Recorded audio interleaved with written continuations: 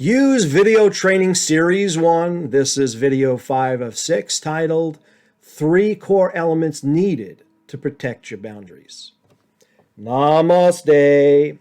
My name is Master Coach Yu, and my spiritual journey of awakening began in 1977 when I was 25 years old. And that's when I started deep diving to figure out, why don't I feel safe in the world? The good news is that after decades passed, I came to realize that my karmic curse was also my dharmic blessing. Meaning, my egoic fear and insecurity drove me through its pain and suffering to co-create clinically proven psycho-spiritual coaching exercises. And this is why my transformational coaching school, where we certify people and have self-help courses and things like that, I'm actually the poster child. Now, the title of this video is 3 Core Elements Needed to Protect Your Boundaries, which are education, responsibility communication, and dispensing just enough yang energy. Okay, so let's elaborate on them for a minute. First, we'll begin with education. So almost everyone I've ever worked with since 1977, when it came to boundaries, they were illiterate. They might have had a PhD or an MD, but when it came to actually knowing how to protect their boundaries to the right degree, the right person, in the right manner, in the right way, they didn't know. And if you think about it, it's really kind of complex, because think about the different kinds of relationships that have different degrees of boundaries, right? Your boundaries with your children are different than your boundaries with your spouse, which is different than your boundaries with your coworkers, the boundaries with an authority person, let's say like if a cop pulls you over, et cetera, et cetera. Then you have emotional boundaries, psychological boundaries, financial boundaries. So most people are illiterate when it comes to boundaries. So the first step to do your inner boundary mastery work is you got to roll up your sleeves. And this is like a subject, just like if you never took algebra before or geometry or something like that. And I want to quote Swami Muktananda, which I'm paraphrasing somewhat to make it work here, but it's easy for a person of knowledge to obtain his or her objectives. Very difficult, though, for a person who is, in this case, boundary illiterate.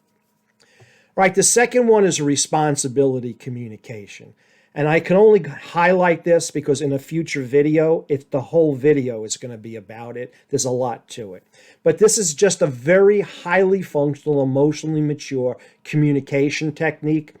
Think of it as a tool that you use to defend your boundaries of distance and intrusion when they're breached. When you learn how to communicate responsibly as a mature adult, you'll be able to teach people how to respect your boundaries, which will help you feel safe and secure in the world. This communication technique, like I said, will be explained in future videos. But the couple of things I want to go over right now, just little highlights from it that are important to cover right here, right now. The first one is that when, especially at the beginning, when you're working on becoming a professional at defending your boundaries to the right degree, right person, right manner, right way, is to observe the 72-hour rule. So let's say something happens and you're triggered, right? Emotionally triggered, you're upset. But sometimes I'm upset from an unconscious involuntary replication, meaning somebody does something and they're stepping on my toe and it hurts a little. But if they step on my toe and it hurts 24, 48, 72 hours later, most likely they stepped on my toe, which is a boundary violation, but my toe's infected from years and years of not healing something that might go all the way since childhood. So by observing the 72-hour rule, in around 72 hours, it's much easier to see if what you're working on is within you and a little boundary violation, or it was what it was, a major, minor, or anything in between. And that's why the 72-hour rule, which is the core of, one of the cores, there's a lot to it, of responsibility communication is important. The other one is the LAD rule, which is an acronym for listen, acknowledge, and duplicate. Very important.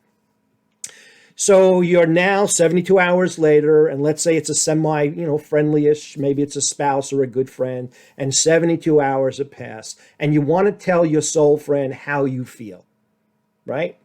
Not that they're broken, not that they're wrong, but something happened and you feel breached in one way or another, emotionally, psychologically, financially, it doesn't matter.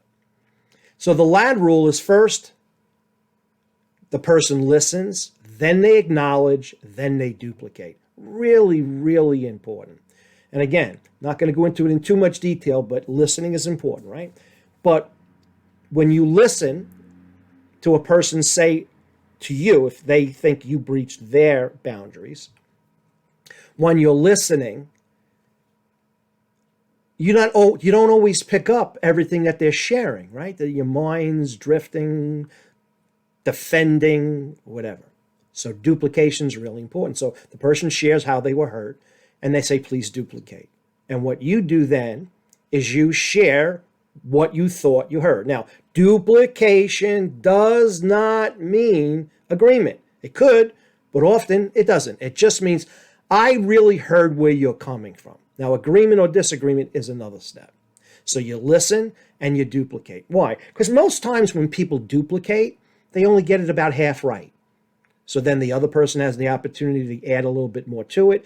And then the person says, yeah, now you understand how I'm feeling, right? And then you do what?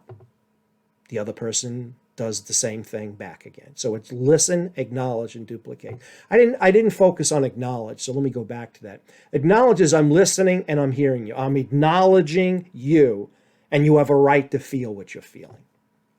So again, in the future video, we'll spend much, much more time on it because there's a lot to it. The third element is dispensing just enough yang power. Now, here at Holistic Learning Center, we have a lot of different energy drills that we do, from vibrational transformation. There's just a lot to the quantum element of creating permanent behavioral change and changing neural pathways and things like that. But we have some simplistic ones too, just like the yin-yang or yes-no boundary exercises, where you practice dispensing the right amount of energy, right? Because think about words. If you said to somebody, I love you, I really do, I love you. Or if you said to somebody, I love you, I really love you, those words were exactly the same. It was the vibration of the voice, right? The connotation that is anchored to the vibration. So it's not just the dispensing of energy, but what's the intention behind the energy? So this is a little scary right now, what I'm about to do. So you might want to back up from the microphone a little bit. But in the drill, think of how many ways you can tell somebody no. No. No.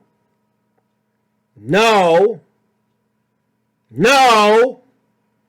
No. No. Okay.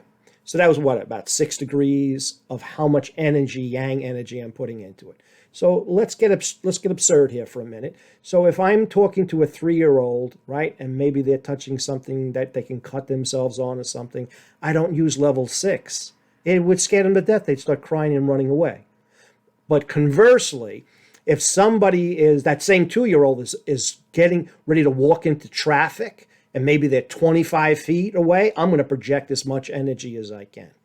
So in your work with boundaries, a lot of it is vibrational energy, yang energy, just the right amount to the right degree to the right person in the right way. So that's the over of the three core areas. So remember, boundary mastery skills teach you to always be willing to vote with your feet and leave when what you're experiencing isn't of light and love. So the first place of boundaries, right, is forget about all the technical stuff, is if somebody is violating your boundaries, see ya, I'm out of here, and you vote with your feet. Wait your 72 hours and go from there.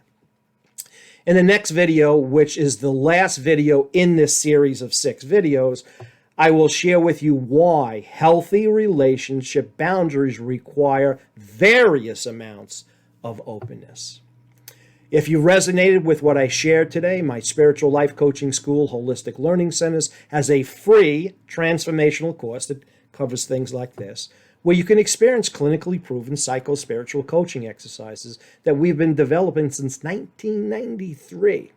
Or you can call the office at 888-HLC-0878, or visit the website www.holisticlearningcenter.com. Namaste.